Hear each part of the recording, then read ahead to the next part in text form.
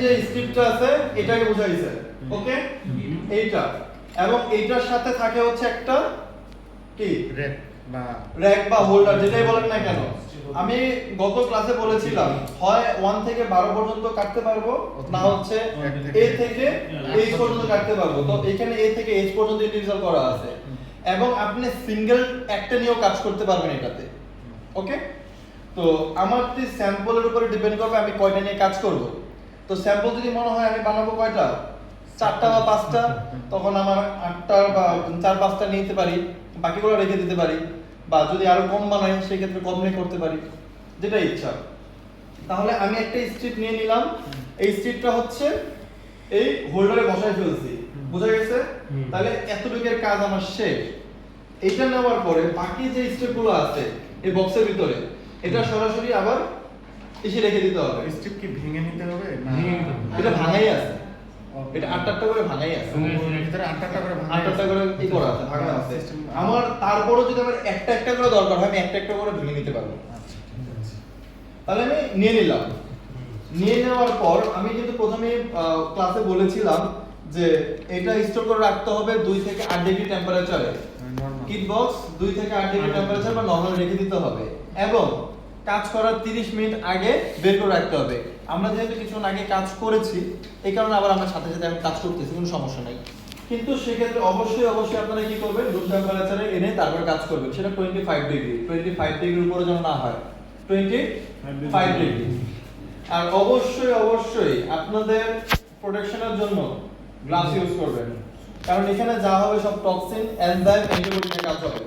এগুলা কিন্তু সেলের পরে ক্ষতি করে আস্তে আস্তে। সো হাতে টাতে যেন লেগে না যায়। বোঝা গেছে এই পর্যন্ত? ক্লিয়ার?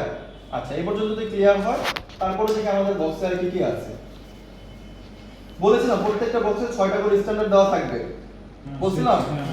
এই যে এই ধরনের হচ্ছে 6টা করে স্ট্যান্ডার্ড দেওয়া আছে, 0 ppb থেকে 4.05 ppb পর্যন্ত, ওকে? কি এটা? এরকম 6টা আছে, 1 ml করে দেওয়া আছে প্রত্যেকটা, 1 ml। হ্যাঁ, তারপরে দেখেন এনজাইম কনজুগেট 7 ml আছে, সেটা হচ্ছে রেড ক্যাপ। এই যে রেড ক্যাপ এটা আছে হচ্ছে কত ml করে, 7 ml করে এনজাইম কনজুগেট, ওকে? গেল এটা। তারপরে আছে হলো অ্যান্টিবডি দেওয়া আছে হচ্ছে 7 ml, এটা হচ্ছে blue cap. Enzyme conjugate 7 ml। কাজগুলো কি এখনই বলে দিবেন না কাজের সময় বলে দিবেন? আমরা এই প্রত্যেকটা প্রসিডিউরে জানি করব। আচ্ছা, এখানে আসবে সব। তাহলে এখানে দেখছেন ওটা কি? এটা হচ্ছে অ্যান্টিবডি। Antibody। ওই যে লিখা আছে Antibody antibody working solution 7 ml blue cap, পাইছেন বক্সে? ঠিক আছে। তারপরে আছে হচ্ছে substrate A, substrate B, substrate A, substrate B, substrate A white cap, substrate B black cap, ওকে?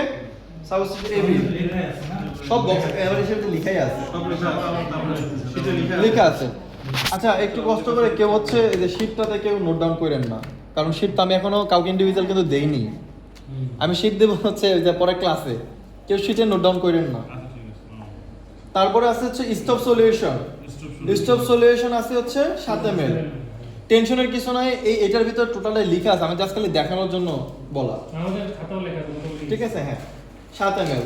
তারপরে আছে হচ্ছে 20x concentrate washing buffer white cap, 20x concentrate washing buffer একটা, 15 ml এর একটা আছে 20x 8 নাম্বারটা।